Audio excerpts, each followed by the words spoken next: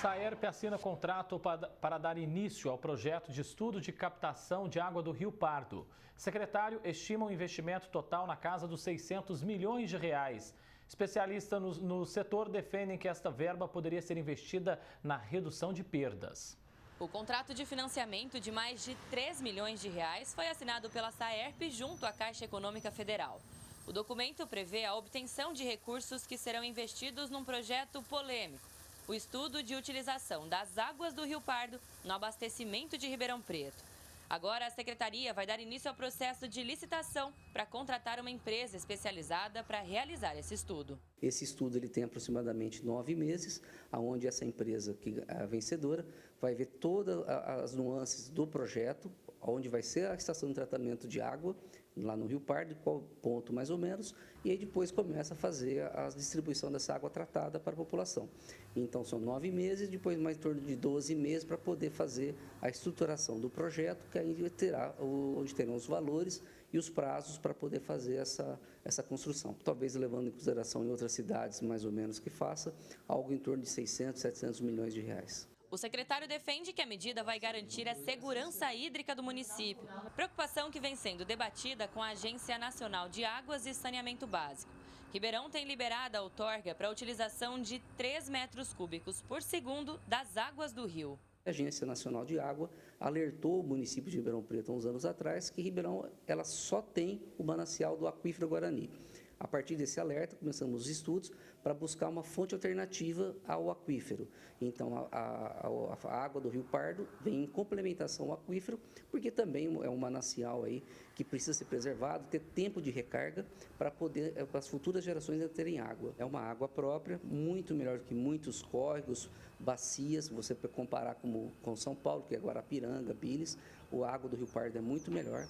E você tem ainda tecnologias avançadíssimas, onde você pega essa água, faz todo um tratamento dela e faz a distribuição. A água do aquífero é uma água de excelentíssima qualidade, ela precisa de poucos cuidados para se tornar potável. A gente vai estar indo buscar água de um rio com captação superficial, que a gente sabe que as regiões ali em volta acaba de alguma forma ou de outra chegando agrotóxicos nessa água, acaba chegando poluição nessa água, então o custo de você transformar essa água potável vai ser super cara. Hoje, Ribeirão Preto perde 47% de toda a água que é retirada do aquífero Guarani. O recurso é desperdiçado em vazamentos que se espalham pelos 4 cantos da cidade. Na visão de especialistas, a Saerp deveria melhorar o sistema para zerar esse índice antes de pensar em investir tanto dinheiro em outra alternativa. Se a gente pensar numa analogia, imagine você chegar na sua casa e você vê que já na entrada de água tem vazamento. Depois você vê que na caixa d'água da sua residência tem vazamento. Se você chama um profissional lá e ele fala para você, não, vamos colocar mais um ponto de captação de água. Será que essa é a resposta que você está esperando?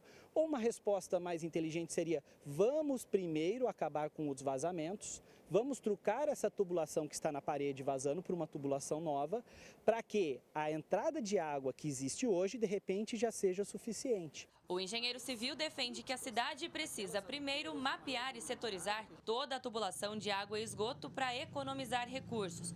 Algo que, segundo o secretário, já vem sendo trabalhado pela administração. Existe um monte de custos indiretos ali também que precisam ser computados. Quando você troca toda a tubulação da cidade, você consegue mapear com uma tubulação moderna, por exemplo, você consegue mapear perda de água, você consegue mapear se existe alguma ligação clandestina, você consegue mapear a pressão na rede, tudo isso monitorado. E aí sim a prefeitura, tendo a boa gestão disso, pode repensar, refazer as contas e verificar a nova situação e dizer, realmente, por um prazo de tantos anos, nós vamos precisar coletar água. Mas de repente, resolvendo o problema da tubulação, a gente ganha aí uns 10 anos sem ter que mexer em nada. A rede de Ribeirão Preto é muito antiga, então estamos trabalhando, tem um investimento que vem aqui aprovado pela Câmara Municipal do CAF, para trocar toda a rede central, que é em torno de 20 milhões de reais, e nós já estamos trabalhando também, tentar fazer isso até o final da gestão. Alice Carvalho para o Jornal da Clube. Para falar mais sobre esse assunto, já conosco aqui no nosso canal digital da Clube está o Dr. Marcelo Marini Pereira de Souza, professor de Políticas Ambientais. Professor, por que Ribeirão Preto passou a discutir essa alternativa nos últimos anos? Uma ótima tarde, bem-vindo. Boa tarde a todos. Essa é a pergunta de $1 milhão, né? Ninguém sabe bem, talvez um compromisso de campanha política, não sei.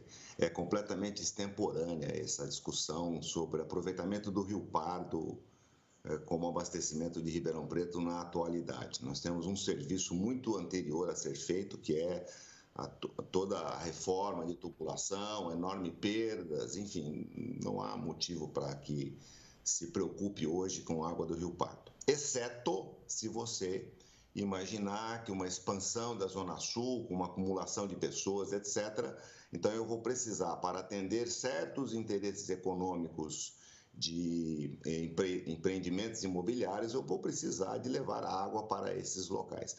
Mas, fora esse caso fortuito, não há motivo para esse aproveitamento de água do Rio Pardo. Sobra água subterrânea em Ribeirão Preto de excelente qualidade, basta uma melhor administração. Nós estamos falando, professor, de um investimento na casa dos R$600 milhões para captar essa água. É uma alternativa viável para Ribeirão Preto? Bom, eu volto a dizer, Zé, é extemporâneo você imaginar. Nós estamos aqui fazendo uma conta de que Ribeirão Preto vai crescer indefinidamente do ponto de vista de habitantes, o que não é real.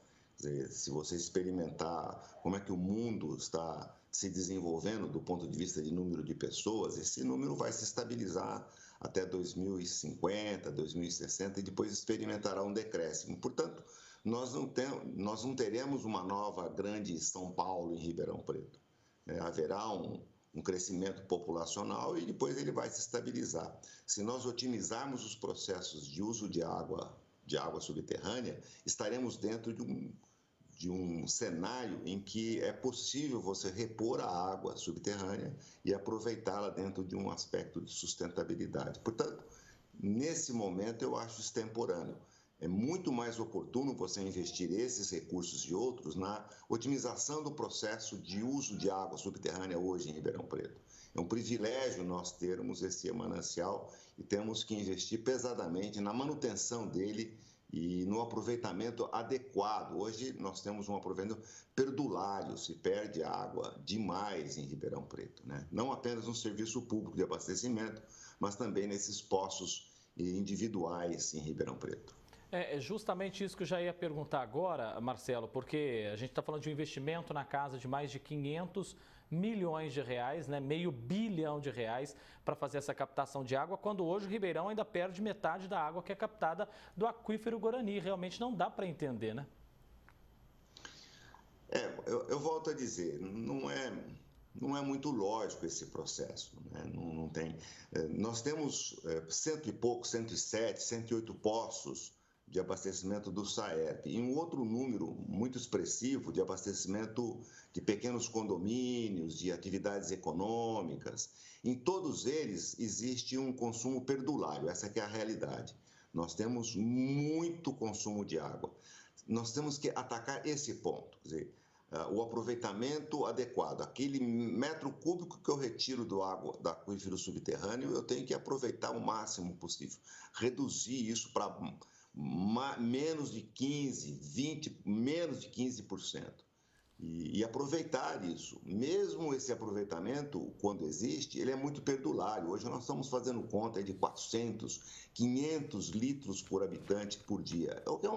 É um excesso, algo sem precedentes. Portanto, acho que tem muita coisa a ser feita para que a gente possa aproveitar a água subterrânea na sua plenitude, sem necessidade de abastecimento em águas superficiais em Ribeirão Preto. Do ponto de vista técnico, eu não vejo nenhum tipo de justificativa para isso. Do ponto de vista político, etc., pode ser, mas do ponto de vista técnico eu não encontro respostas adequadas a essa preocupação. Professor Marcelo Marini Pereira de Souza, professor de Políticas Ambientais. Agradeço muito a presença do senhor aqui, Marcelo. Um abraço e até a próxima, viu? Perfeitamente. Muito obrigado.